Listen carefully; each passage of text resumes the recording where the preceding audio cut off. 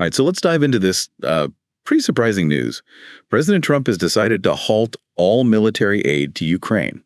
Yeah, that's a big deal. Could have some serious global consequences. Definitely. And, we have multiple sources confirming this news coming from President Trump himself, Bloomberg, Fox News. What's interesting is the timing of it all. It comes right after Zelensky made those comments about peace negotiations with Russia being a long way off. Yeah, it seems like those comments didn't sit too well with Trump. To really understand this, we have to look at the bigger picture. Since February 2022, the U.S. has sent a significant amount of military aid to Ukraine. What should we be talking? A massive $65.9 billion.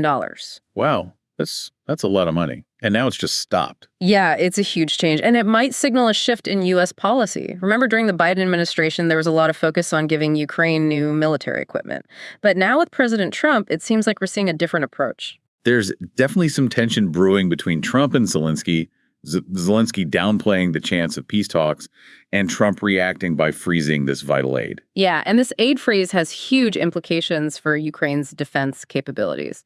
I mean, their military relies heavily on U.S. support, and this move could really disrupt their operations. It makes you wonder, what message is Trump trying to send to Zelensky and to the rest of the world with this decision? It could be seen as a pretty clear message. The U.S. expects to see some real progress towards peace, and further military support depends on Zelensky's willingness to actively pursue negotiations. It is interesting, though, how Zelensky kind of quickly changed his tone after the aid was cut off. He started talking about the need for peace and how much Ukraine relies on U.S. support. Yeah, his sudden shift in rhetoric is definitely noteworthy. Makes you think, was it a genuine change of heart or a calculated move to get back in Trump's good graces and get that aid flowing again? It's hard to tell what his true intentions are. And then there's Trump's final statement, which is a bit cryptic. He said those who aren't willing to make a deal won't be around much longer. That's a loaded statement, right? Who's he talking about? What does a deal even look like to him? And what happens to those who don't play ball? There are a lot of questions swirling around that statement, especially given the current climate. For sure. And that's the beginning. This whole thing, it feels like Zelensky's trying to play both sides. Saying he's committed to peace, but his actions and those initial comments about peace talks suggest otherwise. Yeah, it's a tricky situation for him. He needs to keep the U.S. on his side, especially with how much Ukraine depends on their support. But at the same time, if he seems too eager to negotiate, it could make him look weak, both to his own people and to the rest of the world. It's a tough spot to be in, for sure. He's got pressure from Trump, who's clearly getting impatient with the lack of progress towards a solution. And we can't forget about what's going on inside Ukraine, too. There are probably groups pushing Zelensky to take a hard line against Russia, which just makes his decisions even more complicated. So he's caught between Trump's demands for peace and pressure from within his own country to stand strong against Russia.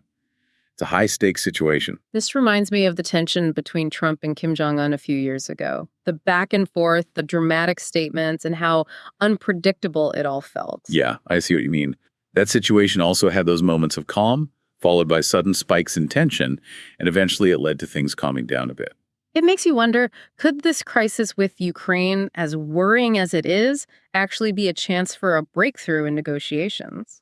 Could Trump's move to freeze aid actually be a strategy, to force everyone back to the negotiating table with a sense of urgency? It's definitely possible. Sometimes you need a big shakeup like this to get past a stalemate and push everyone towards a solution. This whole situation really shows how complicated and fragile international relations can be even today. It's a constant game of strategy, perception, and power dynamics. Absolutely, and the stakes are incredibly high. The decisions made by leaders like Trump and Zelensky, they have the power to shape the future of entire regions and even tip the balance of power globally. So what happens now? What's the next move in this game of geopolitical chess? It seems like the ball's in Zelensky's court. It is. He has to think carefully about his options and how he's going to respond to Trump's demands. His next move is going to be crucial. It'll determine the direction of this conflict and the future of U.S.-Ukraine relations. What if he just ignores Trump and keeps resisting a peace agreement? What could happen then? Well, the most immediate consequence would be that the U.S. military aid stays frozen. That would put Ukraine in a much weaker position militarily and could encourage Russia to make bolder moves. It could put their ability to defend themselves at serious risk. But there's also the potential damage to the relationship between the U.S. and Ukraine, right? If Zelensky digs his heels in, could that cause a bigger, more permanent rift between them? Absolutely. Trump has shown he's not afraid to make tough decisions, even if it means upsetting traditional allies. If Zelensky isn't careful, he could end up isolated on the world stage, facing the consequences of going against a superpower. It's a precarious situation for Zelensky. He needs to find a way to satisfy Trump without looking weak or betraying his own country. It's like walking a tightrope. One wrong step could have disastrous consequences. It's a classic dilemma for leaders throughout history, how to balance what's happening at home with what's happening internationally, and how to navigate the complex web of alliances and rivalries that shape the world. This situation really highlights how important strong leadership and strategic decision-making are. The choices made in the coming days and weeks could have a ripple effect across the globe, influencing the conflict and shaping the future of international relations. It's a tough situation for Zelensky. If he gives in to Trump's demands too quickly, he risks alienating people within Ukraine and looking weak on the world stage. But if he refuses to budge, he could lose that vital U.S. support and leave Ukraine incredibly vulnerable. It's a high-stakes gamble either way. And we can't forget the impact this conflict has already had. Millions of people displaced, widespread destruction. It really shows you the devastating consequences of these geopolitical clashes.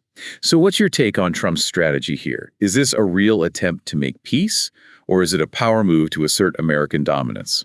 It's hard to say for sure. Trump often uses unconventional tactics.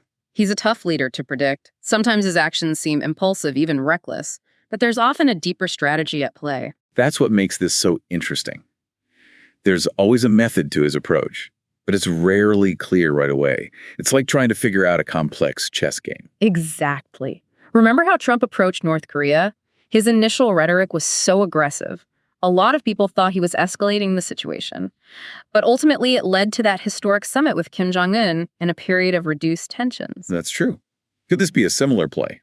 Using a drastic measure like this, aid freeze, to shake things up and create an opportunity for real dialogue. It's definitely possible. This could be a calculated move to pressure Zelensky into taking concrete steps towards a resolution, but it's a risky strategy, and we'll have to wait and see if it actually works. This is a pivotal moment in the relationship between the U.S. and Ukraine. The decisions made in the coming weeks and months will have a lasting impact, not just for those two countries, but potentially for the whole geopolitical landscape. Absolutely. This situation has global implications. The outcome could embolden or deter other actors on the world stage, and it could set a precedent for how future conflicts are handled. It's like a real-life geopolitical thriller unfolding right in front of us, and we're all waiting to see what happens next. And it underscores the importance of understanding these complex dynamics. The world is interconnected. Events that seem far away can have ripple effects that touch all of us. Well said.